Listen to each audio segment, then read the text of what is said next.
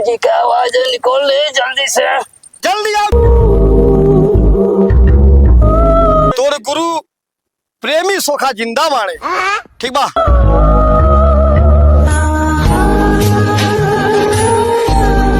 बड़ा डेंजर बा। अच्छा हाँ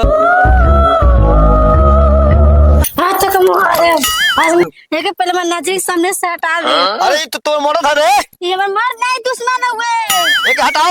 करे सुखवा ते ई का कोतर में उक संगरे सुखवा ए हट। अरे माई तो खितिंग ना लोन बाजी। अरे मंगल भवन मंगल